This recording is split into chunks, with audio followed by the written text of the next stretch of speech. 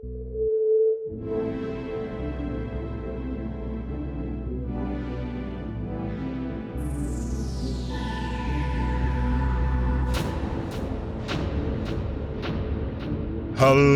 and welcome back to the Popcorn for Dinner podcast, and welcome to Greece, or at least the mythical parts of Greece.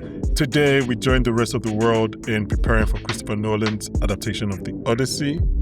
And yes, this is probably the oldest story in the world, and most people know the Odyssey in one way or another. But maybe you're like me and you know the Odyssey but you don't know the Odyssey. In that case, you're in the right place and on the right podcast, because this episode is for you. On today's podcast, we're going to be discussing all you need to know about the Odyssey going in without spoiling the movie for you, because like I said, I don't really know anything, so I don't want spoiled either. Do I know how we're going to do that? No, not really. But since I know nothing concrete about the Odyssey, I'm not the person to guide us on this journey. So joining me to put together this cheat sheet, they're two of my biggest literary nerds. Guys, it's Pricilla and Ebube. How are you guys doing? Not bad, not bad. Pretty great, now that I'm aware that I'm considered literate in a landscape where media literacy is at an all-time low. That's very nice of you. It's very, very nice of you. Comparing it to me, at least, I'm like, those are literate people. Hey, wait, what you did literature in school, did you? You did geography? Think about what you just said. Like, isn't it insane that we lived in a system that made you choose that had to pick that one of or that? Like, why those two specific things? Why are they the ones that are diametrically opposed? Whatever. I did geography, yes. Yeah. Ironically, I did literature. But we didn't do the Odyssey. Pricilla, the teacher, you had to be on this episode. Do you know what? This is actually my favourite Homer poem, so... And it's my favourite piece of classic literature. Rank them. Okay, go ahead. Rank your Homer. No. Who says that? I can't. That's actually too much. Like, in terms of the classics, like, you know, like standard classics of like literature and stuff, like things that I like. Like Iliad, yeah, because the Iliad's massive. It's like 24 books, isn't it? So those are the classics, like the ones that you really go through the book and read. I'm going to include things in the 1800s. I always say the Iliad. I always say Pride and Prejudice to the ends of the earth. Oh, these are just like your literary my works. Literature classics. Okay. I still think the children need to read Shakespeare. Do they? The children need to read Shakespeare, and don't just read Romeo and Juliet whilst it's great. Like, I actually implore the audience to read Much Ado About Nothing. If you like a rom-com, that's the birth of a rom-com. Go and read it, and then watch the film afterwards. Don't watch the film first, even though Denzel's fine as hell in it. Don't watch it. Read the actual text, the core text, because some of the rom-coms you now watch are inspired heavily by that play. But yeah, the Iliad is one of my favourite poems. It's very long though. Ebube, do you have a list of your favorite Homer poems? I don't know if I have anything that comprehensive, but I do quite like the Iliad. Okay. I love that. I just love that 1 minute in, people are like, why are they doing this episode? Why is Priscilla on this episode? And she goes like, it's one of my favorite Homer poems. And that's why. That this is the right space. Before we get into everything, just very quickly, Ebube is in the middle of his House of the Dragon coverage, season 3. So please check that out if you are new to the podcast. We also have a fun Nolan episode coming up next week. And then obviously, hopefully the week after that, we'll be talking about the Odyssey itself. If you're watching on YouTube, please like and subscribe. If you're listening anywhere else, please rate and review. If you're listening on Apple or Spotify and then you end up liking this episode, just go to YouTube and like and subscribe. You don't have to watch on YouTube, just like and subscribe there. You guys have mentioned the Iliad a few times already. So I guess let me start there. To the novices, like I was maybe before this movie was announced, because I've tried to not do any real research because I want to go in as blind as possible. But then as I was watching things, I was like, oh, actually, I didn't. The thing was like, the reason this episode came about, let me just start from there, is like, I didn't realize how many things were the Iliad stroke the Odyssey adaptations that I didn't know were the Iliad stroke the Odyssey adaptations. It's one of those things that I've never read it. I've never watched an adaptation, but like so much is in like cultural osmosis. Actually, the only thing I've watched in preparation for this movie, The Odyssey, is the Coen brothers, Oh Brother, Where Art Thou? Mm. And like, funny enough, they said that like, obviously it's an adaptation of The Odyssey, but they said they had never read The Odyssey when they made that. They just kind of knew it based on cultural osmosis, which is again kind of where I start. So let me start with you. I guess the first question is like, who wants to, or let me put this at your feet actually. What is the relation of the Iliad to the Odyssey? Like, for anyone who's a novice that doesn't understand the context. Okay. So people are probably familiar with the Trojan War to some degree. They may have heard of the movie Troy, or at the very least, they may be aware that a ridiculously hot young man named Brad Pitt was in it sometime in 2004. However, your knowledge spans on this matter. You probably are aware to some degree of that particular conflict, whether or not you think it's fictional, whether or not you're aware of its legend, all that. Sorry, can I just be a terrible co-host and interrupt you there? Because This is how you know we've podcasted too much. Because literally, my next question was going to be, which of these is relevant to this film and why? A, Trojan Horse. 2, Orpheus. 3, Brad Pitt. Those were like, and you've mentioned 2 of them already. I was like, oh shit, okay. It's anyway, a pretty good question because essentially, in that movie, Brad Pitt plays Achilles, who is the quote-unquote anti-hero of the whole thing. But to kind of ground us a little bit, the Iliad is essentially the story of the Trojan War, which lasted at least 10 years.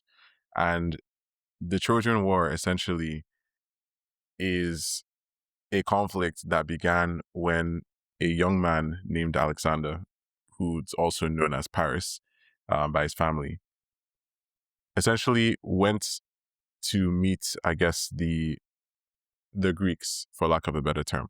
And, you know, they were on a diplomatic mission and whatnot. And then there was this woman named Helen. Helen of Troy was, well, technically she was Helen of Sparta because she was married to the king of Sparta, Menelaus. And Menelaus was the kind of guy who you sort of want to punch in the face. Sure. He's somewhat cool, but not really. He's mostly cool in his mind, and he's married to Helen. But really, the reason he's married to her is because his big brother Agamemnon, who is a much more important king in Greek legend. Into the tongue twister names.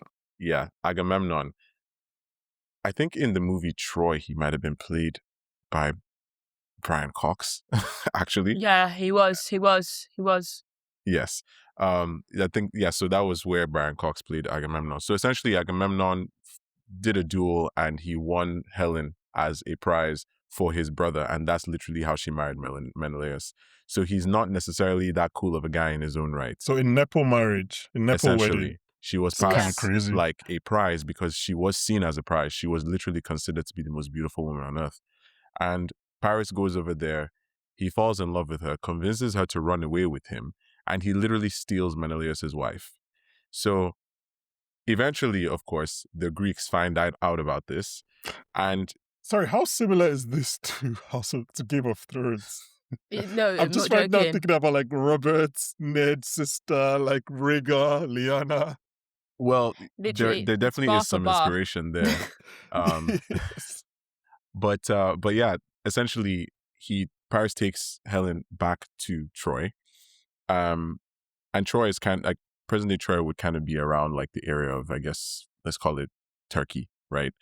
And they had this very successful peninsula. They had this trade ports, like they were a flourishing city. They were tiny, but everybody had to pass through there, so they were rich. So Agamemnon essentially gathers all of the Greek kings because, they're not going to take this lying down. They're all insulted by this. And Menelaus basically goes crying to his older brother and is like, we have to go get these guys. And Agamemnon essentially like, shut the hell up, you're an idiot. I don't know how you let them steal your wife. But let's go, because if they insult you, they insult me. So in the process of that, Agamemnon gathers all of the Greek kings, the different Greek regions and such. One of them is Ithaca, and Ithaca is ruled by a guy named Odysseus. Put a pin on that for now. So going over to Troy, the Trojans are essentially preparing all they need to prepare for, the Greeks coming. They're not even sure that the Greeks will come, but of course they do. And basically there becomes this battle that lasts, I guess, 10 years because the Trojans have something that apparently was not common back then, giant city walls. So, okay, actually, wait, one thing before we go too further, people are like, why are you spoiling the Odyssey? Just to be clear, the Iliad is the prequel to the Odyssey. Yes, though I like to think of it more as the Odyssey is the sequel to the Iliad. Okay. I feel like the Iliad is but for the context of Christopher Nolan's epic, okay, sure. What you're describing is the prequel, is the events that happened before. Yes. So one thing that the Trojans had that nobody else, most people apparently did not have, was giant city walls. So the Greeks showed up on this beach and they did not know what to do. They couldn't penetrate the city walls. They couldn't really get much dialogue done. They tried to do some back and forth, but it became a war of attrition that literally had the Greeks stuck on this Trojan beach for years. Thankfully, they had supplies that could come through because they were right next to the beach, but eventually that became very difficult. They had to offer sacrifices, do one thing or another. And then there's a whole thing about the Trojan horse, which I suppose I won't go into right now, but essentially they're fighting this war. Now, going back to Ithaca, one of those kings, essentially, one of those rulers of a Greek region was Odysseus, who was in charge of Ithaca. So he was also there. Now, Odysseus was the strategist of the Greeks in this war. He helped them figure out exactly what to do and when. He helped them understand the Trojans' way of essentially waging the war. And I believe he was one of the minds behind the legendary Trojan horse, which really was a situation where the Greeks all went to hide. And basically, they made it look like after 10 years, they were done with the fighting. They had given up. And all their ships disappeared. They left. All that was left was this wooden horse. But what it turned out that they had essentially taken the wood from their ships, built a giant horse, and hid all their soldiers inside it. The Trojans rolled this horse into their city like idiots. And then in the middle of the night, the Greeks jumped out and essentially sacked the city from the inside. That's how the war was won. So I guess you can credit Odysseus from that. So once all of this is over, to put it quite simply in, I guess, as much of a fire and blood way as I can, just about everyone dies. But Odysseus is kind of fatigued by this. Obviously, he's not seen his family for literally 10 years. Most of the people are fatigued. So Odysseus essentially begins this long and arduous journey home, and he takes a long way around for reasons. I think he's guided by some kind of spirit or one of the gods or whatever. And that journey that Odysseus takes home is the Odyssey. The Odyssey. Okay. That seems like a perfect place to pause and for me to jump in. And Pricilla, so you were nodding along a lot, and I'm going to ask you a question that I know you're thinking about and the listeners are thinking about, or rather the watchers are thinking about watching some YouTube or Spotify. Yes, this is an Arsenal jersey, and I am wearing an Arsenal jersey all through summer because, we're the champions of England. I just wanted to answer that question out there. Priscilla, I know it was really kind of disturbing your mind and you're kind of really worried about it. So I just wanted to clear the air. Maybe one day you'll experience what it feels like to be champions of England again. So, yes. I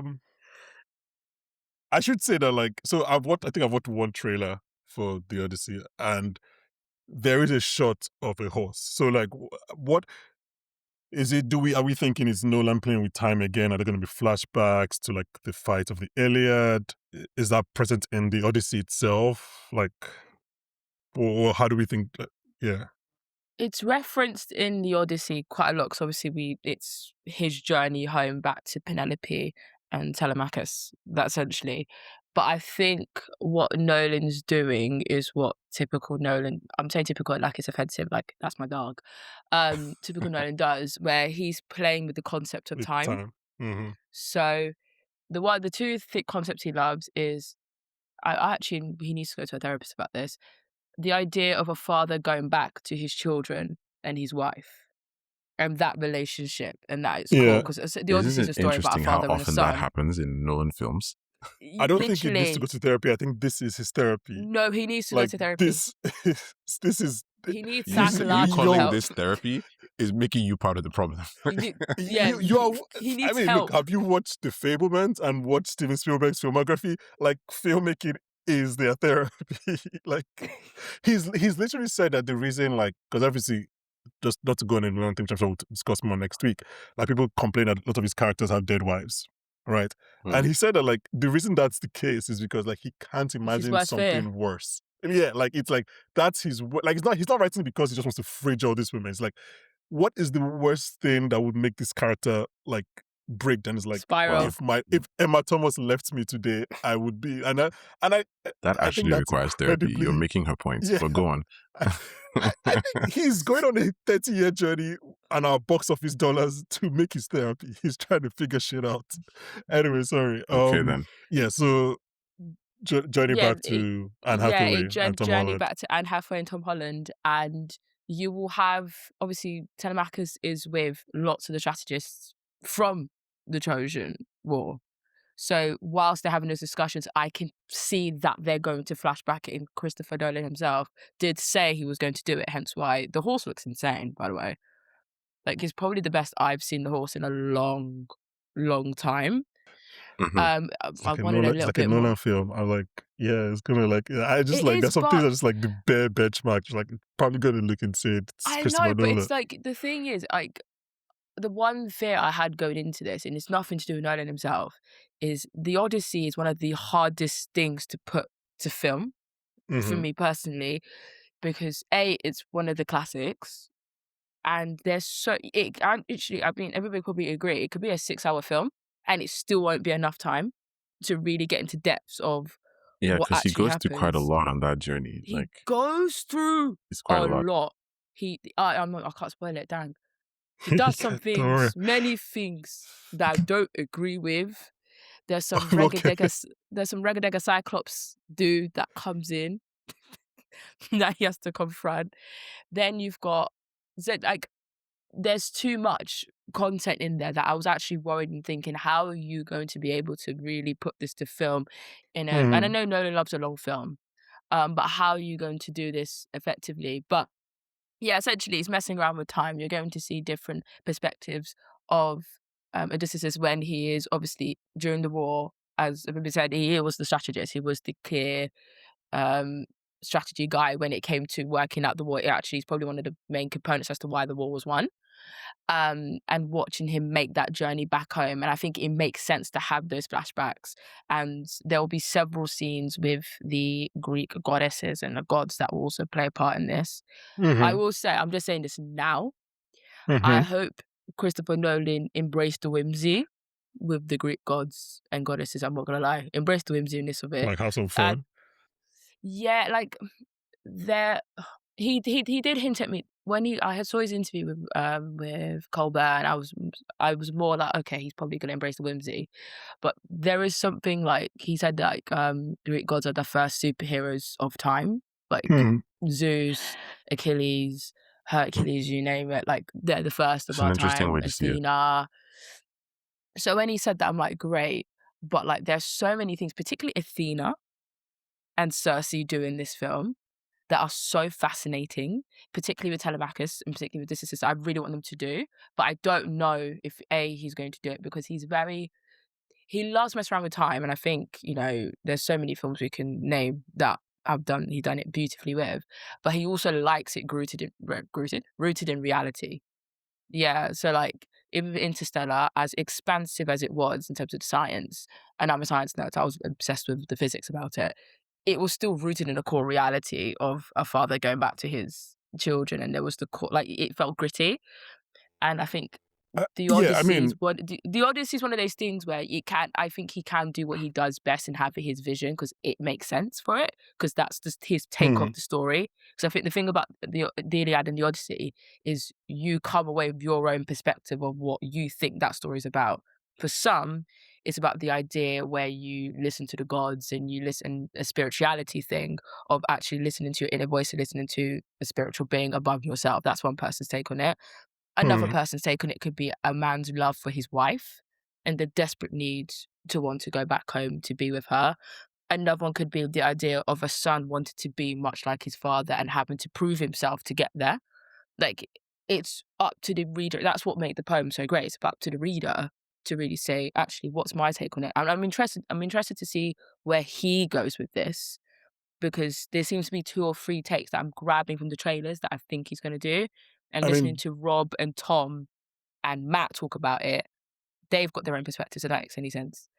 Yeah, based on the three interpretations you described, I'm pretty confident of which one a classic Nolan will lean towards, right? Obviously, he might have got a different interpretation when he was reading or whatever the poem. Just on Nolan very quickly, I do think he's not averse to having fun.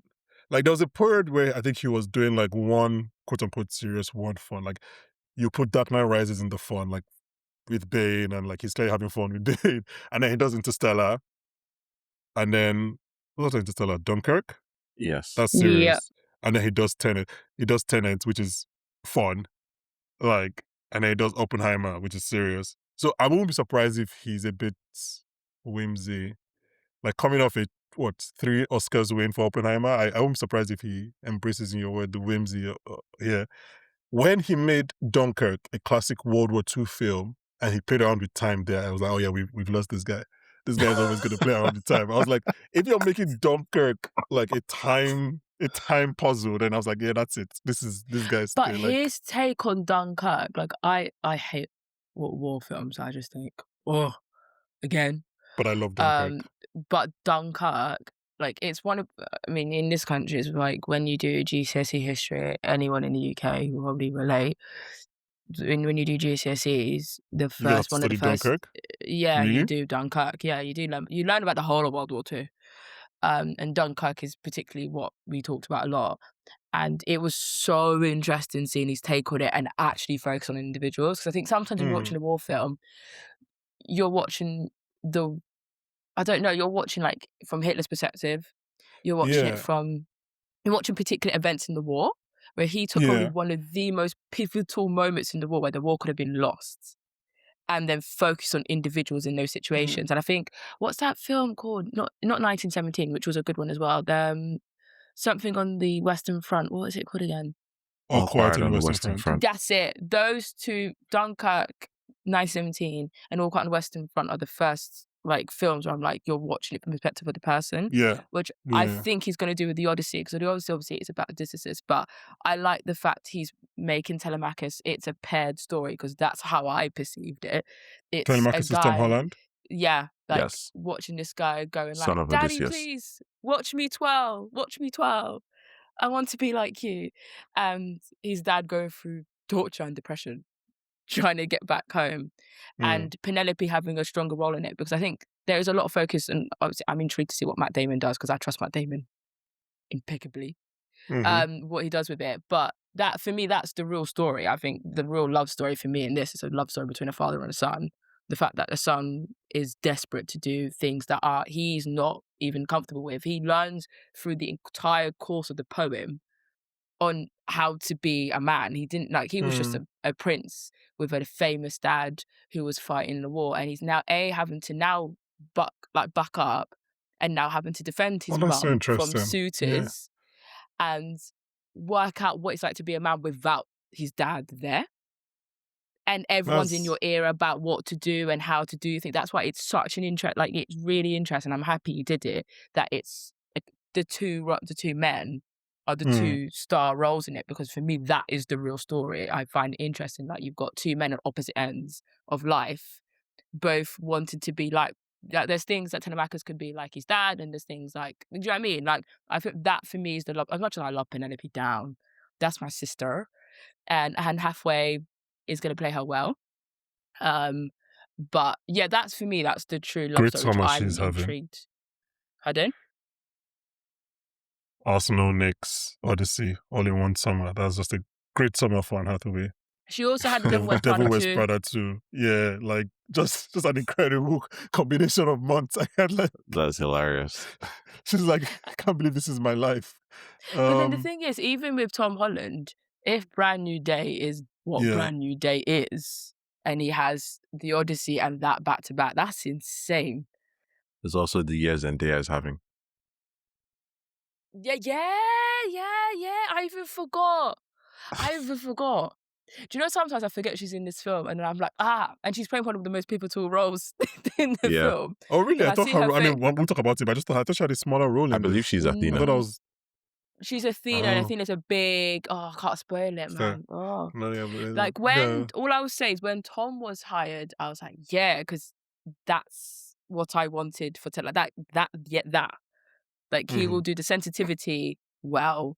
He's a loser twink prince, but he has a heart of gold. No, walk with me. I'm right there, aren't I? He's a loser twink prince, and he becomes a man at the end of it. I'm not wrong because when you watch it, you'll see I'm right. But I like what you're saying. I like what you're saying there about his growth into a man, because not to be the Marvel nerd, that's kind of similar to what's happening in Brand New Day, right? Brand New Day, he's becoming Spider-Man, like he's like in anything. So it's interesting that he has both these movies in a world where people have always looked at Tom Holland and found it difficult to see him as an adult performer, an adult character. It's interesting that he has these two movies where he's meant to grow into like adult roles, I guess. The casting director, that's definitely a mistake. The casting director did an interview. I don't know. I don't remember who it was with, and they asked him about Tom, because Matt was a very left. I knew Nolan was going to call one of his boys, and I thought Rob was going to do it out of all of them. But I'm not surprised Rob didn't do it. I knew Rob was going to be in the film. I just didn't know. I thought he was going to play the titular role. I thought he was going to do it. So I was shocked he went for Matt, but I'm not shocked because Matt Damon is fantastic. That's not the problem. Matt Damon, yeah. Yeah, and then Anne Hathaway, not shocked. She's fantastic. Then what I was intrigued about was Tom Holland, because that was one of my first choices. Like it was either him, or there is his name just went out of my head. Harris Dickinson. Those are the two in my mind. But Harris Dickinson is a man. He's a man. Like he looks 35. He looks 35, but then depends on how you if he had his hair like out, not shaved down. He's just 29 to be fair. When he's looking like a wigger. If he's having his hair like normal, he'd pass it. But the casting director said the reason why they casted Tom, why Chris wanted Tom specifically, was because he has the sensitivity of Penelope. He can portray that very, very well, which is a key core aspect of the character. But then can do but also has compared to his father, where the strategist, the determination, the wanting to succeed, the grit, and he has both successfully. And he'd be able to do both sides of the fence. And actually, his role is probably I think the hardest role to play, maybe other than Athena, is one of the more difficult roles to play, because essentially, it's really easy to overact in Tom's role. It's very easy to overact. Like, it's very easy to go down the route of, I can't think of anyone who's overacted recently because all the performances have been good. But I'm going to link it to, the film Obsession. India, who plays the main girl in it. You see how she toes the line really carefully. Like, she's not overacting in her role. She's playing the line carefully. That you actually believe that, this girl's suffering. Tenrakas is in that same thing where you can overact the clingy, wanting my dad, I want to protect my mum thing. Or you can overact and try to go too serious, which he isn't either. There's like a fine balance, and you need to you need to watch him grow into this character. And I think that's the hardest thing to do. And it was why I was happy Tom was playing it, because I thought, actually, from day when I saw him in Impossible, and even throughout the Avengers, the Tom Spider-Man in Homecoming is different to the one in Far From Home, which is different from the one in No Way Home. He went for an entire arc. Where he ends in the film to where he started from when he had his hopes and dreams. Oh, my poor boy. No one knows his name now. But the entire arc of that, if he can do that in a very constrained Marvel film with all the sorts of nonsense that happens in those reshoots with John Watts, then I can only imagine what it'd be like with Christopher Nolan and the writing style he has, and the lengths he can go to, plus the fact that he's got text to go back to. He can read the Odyssey and find bits and pieces of it to portray the character. Well. Put like he can read full stop. He's don't do too. No, he's dyslexic, man. Leave him. That's true. That is true. I forgot about that. Yeah. Let's go back to the source material, just like him, and go back to the text. I mean, I guess on one hand, is there anything else that you feel like we haven't mentioned that is relevant to someone who wants to enjoy this movie without like doing homework? And then also, do you have any adaptations? Not necessarily one for one adaptation, just things that you like kind of, I should mention, because basically, let me just give an example. I was watching the Marvel Black Panther animated show when it came out last year or whatever, Eyes of Wakanda. And then there's like an episode where they're in ancient Troy. Well, there's a Wakandan implanted in the Trojan War. And like they mention Achilles. I'm like, okay, that makes sense. They mentioned the Trojan horse. And then they mentioned Odysseus. And I was like, oh, wait.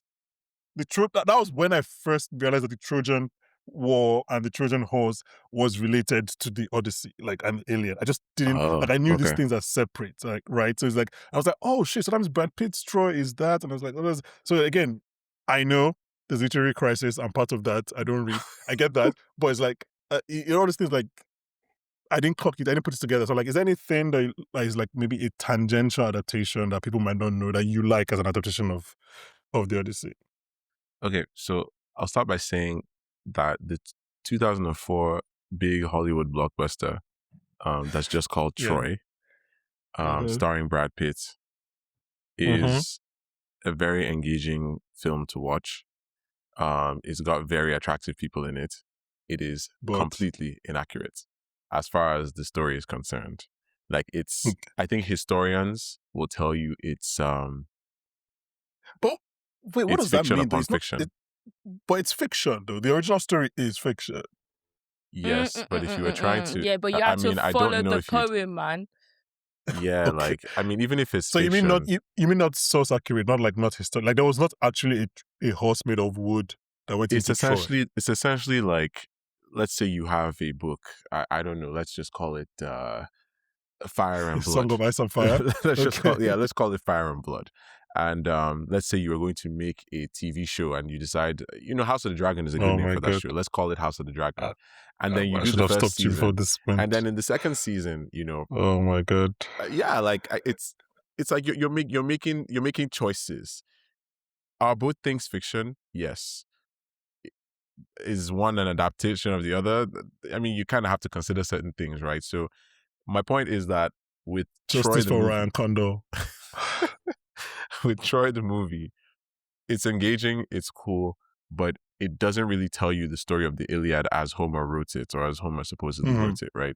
So the funny thing about that is I'm saying this because it's true, but I'm also saying it because these were the exact words of a teacher that I had in college, a professor who taught a class called Civilizations. There's like Civilizations 1 and 2 that we study, and Civilizations 1 is basically ancient history and things like that, and you cover stuff like the Trojan War in there. And he was basically like, yeah, you should probably read it. And we read the whole story, and I'm telling you, this is like one of the most engaging experiences I've ever had as far as education is concerned. I was like, how is it possible that there's such a story and people don't even talk about it?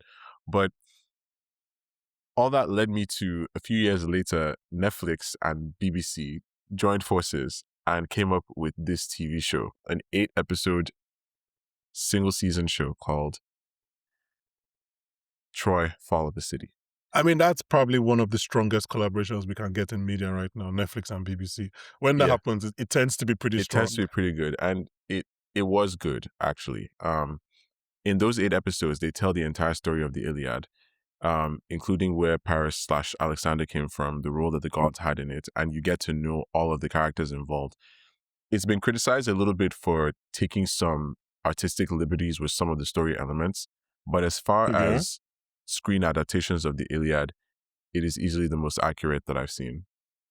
And it doesn't spoil the Odyssey for you at all.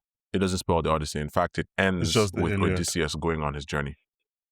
Oh, okay. Maybe I'll watch it then. That's a really good show. I've seen it twice. It came out in 2018. I think I rewatched it about 2 years ago. And it was very well done. And funny enough, Belladine and I believe his name is Lewis Hunter. Yeah, they played Helen and Paris, and they actually went on to get into an actual relationship after the show was filmed. Unfortunately, I think they may have broken up in 2024 then. But yeah. Well, they lasted 6 years. We'll wrap up soon, but like just a quick. So Homer's Iliad, the Odyssey. Wait. Can I jump in? I've Yeah, got a sure, go really ahead. good. I just remembered a good loose adaptation. I don't know if you remember that film. What was it? Jude Law's film called Mountain. It's years ago, like 2003, and it's like a Confederate soldier following Then the I Civil War don't. going back to where is it? What southern state was it? North Carolina? And it's his entire journey back, which mirrors the Odyssey, because his wife is stuck in like North Carolina, which is going through what he was going through post Civil War, and he's trying to go back home to her. So if you actually have never watched the Odyssey and you don't want to get spoiled, you want to go in completely blind, but want to watch something in modern times based on a previous period of time that's based on it. Essentially, it's literally the entire story, but in a different context. You can watch that as well. I mean, I mentioned earlier about how the Odyssey is one of the oldest stories, and the truth is, like, obviously, in culture and just English, Odyssey has become to mean a long journey, right? And like any story that has somebody trying to return somewhere and facing adversities, it's probably an adaptation of the Odyssey at this point. Even if that story doesn't have Cyclops or sirens or whatever, there's probably like just story beats that kind of mirror it. So most of those things will probably be like Logan is probably an adaptation of the Odyssey. Like just anything that involves somebody going on an arduous journey. So the Iliad, the Odyssey, all these Homer's poems, are they the first time these Greek myths were told? Like, is that the first time that the story of the Battle of Troy? Did he create the Battle of Troy? Is that possible? I don't know if that's a dumb question. It's not a dumb question, because there is some debate as to whether the things that happen in these stories are actually real, or if they were just sort of Greek legend that was put into, well, play and stage acting and such. I mean, these things were generally meant to teach lessons. You have characters that are meant to embody certain things that show us things about the human condition. Stuff like, Paris himself and the hubris of desire and feeling untouchable. And then you take that idea to someone like Achilles, who is essentially the embodiment of pride and the embodiment of just essentially perfectionism. So all these things kind of clash, and these were used to teach lessons to the people in those times. While these conflicts definitely did happen, they were not told the way that we see them today before Homer kind of put it all together. In fact, it's like Priscilla was saying before, like the Iliad is long. It's like several books kind of put together. Like literally, like I just said, Netflix made an 8-episode 1 hour each episode series out of it, right? It's one season, which actually is very well done. Aeneas is portrayed by what is his name, right? I know I'm forgetting his name all of a sudden. The guy from How to Get Away with Murder, black guy. Alfred Enoch. Yes, he plays Aeneas. Odysseus himself is actually played by the same person who plays Benjen Stark in Game of Thrones. So Odysseus is this kind of brooding person who's just like, he's a strategist. He's gone through a lot, which is one of the reasons I'm curious to see what Matt Damon will bring to the role, because he has a good way of kind of portraying people who have a kind of tender core, but are very gruff on the outside. Yeah. So yeah. That's actually very good way of I don't think describing these stories both of his existed in characters. the way we are currently telling them before Homer put it all together. But there's a mix of legend. There's a mix of, actual historical events. Yeah, because I think what the way these stories were told over time, as you were saying, is that it's a lot of word of mouth. It's you telling. It's like if me and you saw a fight, and then you go and tell your friends your take on like the fight, and then we may have and it passes on through word of mouth to essentially get like an oral history. That's how how things were told anyways in those times, was oral history, which is why oral history was so important. Exactly. Where you have people just talking about this war, and Homer, it's a chicken and egg theory, but Homer was one of the first to really put it down onto paper as to, exactly what happened in his own take, whether or not everything in it happened. If you believe the idea Circe existed and Cyclops, then that's up to you. But the actual war itself, and maybe the journey home is probably true, but then maybe the elements of it is Homer, because the poems essentially, and the books are essentially what Ebube was saying. It's like it is portraying different life lessons and different things that we should take. That's what every Greek legend's about. Like you can even go into Narcissus, the idea of vanity.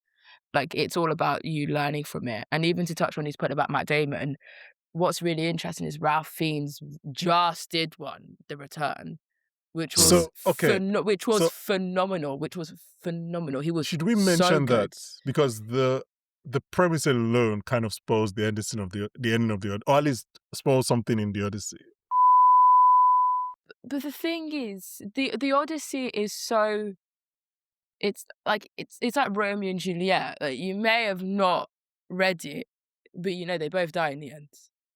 Or like about Macbeth. I thought that was about the Odyssey just now. I thought you were saying that the Odyssey did put that at the end. I was like, I was about to just end this. I was going to end this podcast. You're saying, should we be talking about something?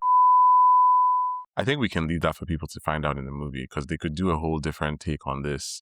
Because I mean, I've heard that there are some sort of creative liberties being taken here, even in the way the dialogue is being handled. The fact they have American accents is, and I know they don't speak in English accents, but this is probably me being an Anglophone.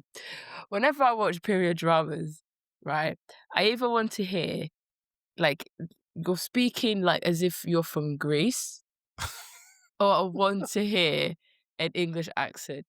Robert Pattinson, I like it when you commit and just speak a completely different language in general. Yeah, I always think that's cool. It's one of those two things. But I think the problem they had is Tom Holland obviously is English. Everyone else can do an English accent. John Bertha could do one. Lupita could do one. Or Greek. Yes. No, she an could English do a accent? Yes, she could. Lupita, yes. yes.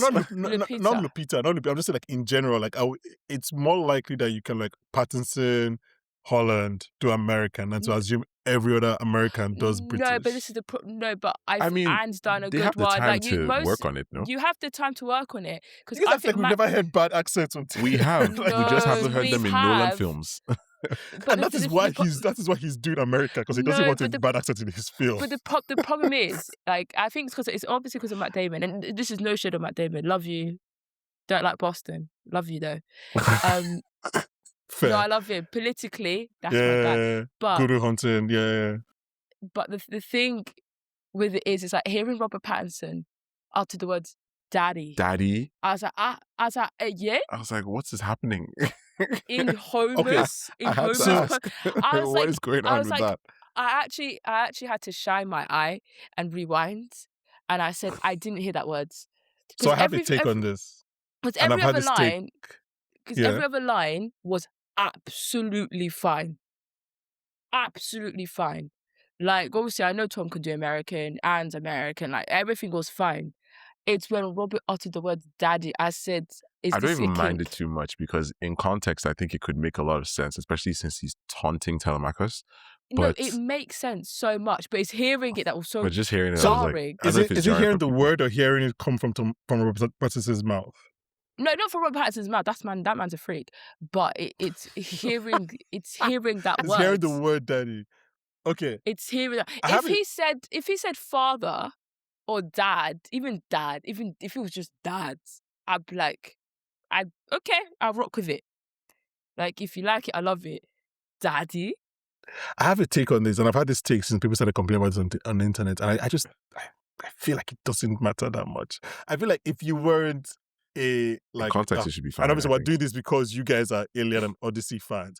I feel like, I don't know, it's the same thing I had when people were complaining about Denzel speaking an American accent for Gladiator 2. But even for this, it's more refined. I think like Nolan is trying to, and Priscilla used this word earlier, like ground it. I think when we watch all these things, maybe even democratize space, maybe, but like that might be a good word to democratize. But like whenever these things have British accents, like either they're in space or they're aliens or they're in medieval times, like there's a distance to it. Mm-hmm. Like British accents maybe not for you, Priscilla, but like for everybody else, like they kind of give it distance, whereas like that thing is a bit something to aspire to, something to reach to, so a bit different, right? Because most of the movies you watch a year are in American accent. And I think the American accent in this case kind of just makes it another story. It just kind of like makes agree it with you. that. Yeah. I agree with you because I didn't mind the American accent thing because I'm like, if Matt, I know Matt's gonna chew. Like I know he's gonna chew. If there's one thing I know that man's gonna do, he's gonna put in work, right? Yeah. And I'm happy he's having his moment because I've been crying since Interstellar. Though 10 minutes he's in Interstellar, he steals the show for me. He steals the show for me. He's so good in Oppenheimer. Matt Damon is so good in Oppenheimer. Like he's so good in Interstellar. Like when he was doing that thing on the spaceship, I said, I can't stand you. And I've known you for 5 minutes. And I hate you like this. He was a bastard in that movie, man. I was very upset. He was such a bastard. I was so excited to see his face. And then I was like, oh, you're a bastard. Then in Oppenheimer, I still say, and I say it to the day I die. Don't say what you're about to say. No, don't say what you're about to say. I know what you're about to say. You don't even know where I'm about to land. I know what you're about to say. I know what you're about to say. The top performances in the film, the three, and at number one, because I can't differentiate, Cillian, Emily, Rob, as in like Downey Jr. Top one. 2 is either Matt Damon, it's Jason Clarke for the interrogation scene. Yeah. He came to work. And then I'm not going to lie, Aldrin, I was rooting for that guy because the way he got done dirty in Solo and the last 5 minutes at the end, I was like, that's my kingy right there. That's my kingy right. I know, I'm so happy. I was like, that's my kingy right there. And Rami Malek for the 3-minute monologue. Well, okay, so I actually didn't know what you're going to say because I thought you were going to go wild and crazy and be like Matt Damon over Robert Downey Jr. in that movie. No. Like those two, Matt Damon was like, it sounds weird I'm saying this because Cillian was the lead of the film. But whenever Matt Damon was on screen in the Oppenheimer, I felt like I was in World War II. So I don't know if that makes any logical sense. We're gonna leave Oppenheimer now, but after Damon, I'm gonna tell you who the next best performance was, and you're not gonna like it for several reasons, and we don't have to go into them. But one of them is because we're going back to Busted. But after Damon, the next best performance is Casey Affleck. Don't bring that man's name up. It's Casey Affleck. It's Casey. No, I'm sorry. It's Casey Affleck. He was so scary in that movie. He's persona non. Hey, I told you would not like it. But that's just the fact. You're factually correct. Yes. You're factually correct. Do you know what's so mad? I didn't even know who was going to appear in the film. Yes, when he appears, he's so scary. I had such a jump scare when he comes. I said, so I can't have nothing. You can't call his brother? No, it's Casey. You can't call his brother. I can't call his brother. His brother could have done the same thing. Because Ben Affleck... No, Casey's a better actor. But Ben Affleck is great, but Casey's a better actor. But we will never know. In the words of Ben Affleck can't do much. We'll never know. Okay, let's leave Oppenheimer. I can't remember how we will go here. Oh yeah, the accent. I think my thing has always been, I just kind of like, again, this is who I am. People that know me on this podcast, I just kind of let them go. But like we discussed this a few weeks ago on For All Mankind. We were talking about Star City and Chernobyl. Like I would always just rather we're not making these actors do accents that it's very difficult to act. And to act in an accent that you're not good at. Like British doing American has a way better track record than Americans doing British. Like that's just the way it is. Like we don't need Damon in that Boston accent doing an English accent. I don't want to hear it, bro. We'll be hearing like Liverpool accent. We'll hear because he will East sound London. like It's just be too confusing. I just like no. Let's just sound like something from Charlie Chaplin, and I'm not trying. Someone was meant to be a servant, but they'll sound like the Queen. I was like, where did you guys get your accents from? So I just rather everyone just stick with their natural accent, and then we know someone that can do American. He's done it. Patterson can do American. He's done it. Let's just stick with that. I think we've spoken a lot about this movie. I'm very excited about this movie. Personally, it's been a very good year for me in terms of like sci-fi and fantasy. Love Project Hail Mary. Really, really liked Disclosure Day. Didn't love, but really, really liked it. Excited for this. Obviously, doing 3 in December. So like it's a big kind of like nerd year for us. I doubt it, but is there anything that you guys want to mention that we haven't mentioned so far that is not a spoiler for the Odyssey? I want to say this. I think Charlize Theron may have one of the best performances in the film. One. Is she in this movie? She yeah, is. she's Cersei. Oh, I'm my so God. excited to see it. I forgot she was. Yeah, And this then movie's stacked, man. I think Zendaya is gonna be the way everyone's Who are- yapping about her performances. Like Yeah. Matt was saying it. Tom's our husband. Tom has Tom to say was it. He kind of saying has to say it. Rob was saying they all keep Christopher Nolan, who's not Yeah. someone who I mean- compliments anyone. It just does what she does one take, and she went perfect. Yeah, you're perfect. Great. See, I just don't understand that way. I can't believe we're still having an argument about Zendaya on the internet because I don't know what people are seeing. Like, this woman is clearly very, very good. After Euphoria, I want everyone to shut their mouths. Even if you remove Euphoria, like even if you remove her 2 Emmys from Euphoria, like just watching her movie performances, like this is a clearly very good actress. The reason why I always Yeah. bring up Euphoria is because someone said this and it's so true. MJ and Rue have very similar characteristics, yet she plays them completely different. like- They're both weird, awkward. So that's what I'm saying. I'm excited to see her. Chani Benny challenges, Safdie, like Benny anyway. Safdie. I'm Benny Safdie there. is I'm here. front and Yes. present. I'm He front is and So who Agamemnon. present. are the He's who are Agamemnon the in the first movie. time? Oh, okay. Who are the first time Nolan collaborators in this movie? Charlize, Tom, I'd Lupita say Nyong'o, Tom Zendaya. Holland. I was just about to mention John Bernthal is in this movie as Menelaus. Look, I didn't want to talk about it because that's my guy. You guys know that's my our guy. guy. That's And this my is guy. right after That's my final guy. season of The Bear too. So I Hell, dare Gary, him to man. drop So a scary. performance. it's interesting to It's have scary Safdie episode. and John Bernthal as Agamemnon and Menelaus. That's an interesting combination. I just interesting wonder if they'll be combo. showing what they're doing during the Odyssey, or if they're going to be showing what they're doing, like, you know, in the flashback and whatnot. So And it's interesting because, you know, in the trailers, and it's too early to say, but John, like, I can already tell who I'm going to like. I can already tell who I'm going to like. But you know them John- already. You know these characters already. Like, I know this character's already, but I knew John. so you was already like them. John hit immediately. also So he Travis started Scott is in talking. this movie for some reason.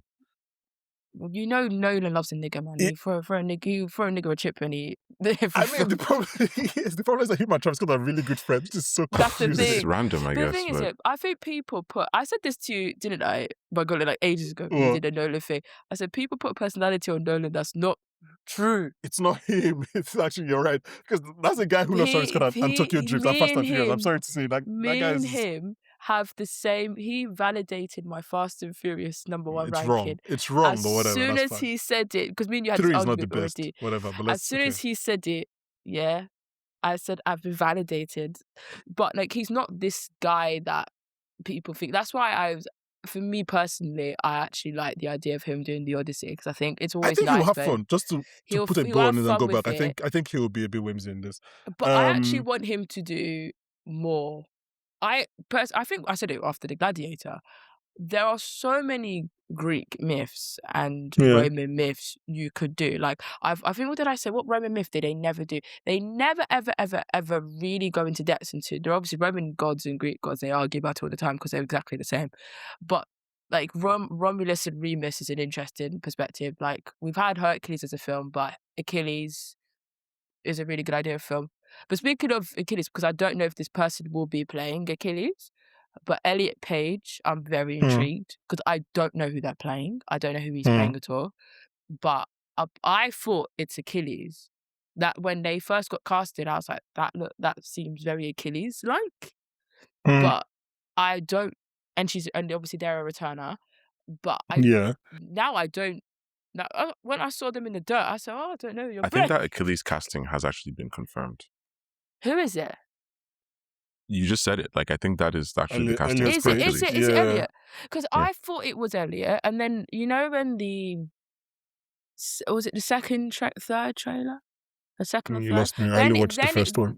Then it was like disproved, and I'm like, oh, because that's who I immediately, when they got casted, that's what I thought. I'd also last shout out to my EastEnders watchers. Who Yeah, from EastEnders is Tamwa. in this movie? Tamwa. How did Nolan put an Hamish Patel. EastEnders? No, but he's a really good actor. He's a fantastic Hamish actor. Patel. Was he on Hamish EastEnders? Patel. Tamwa.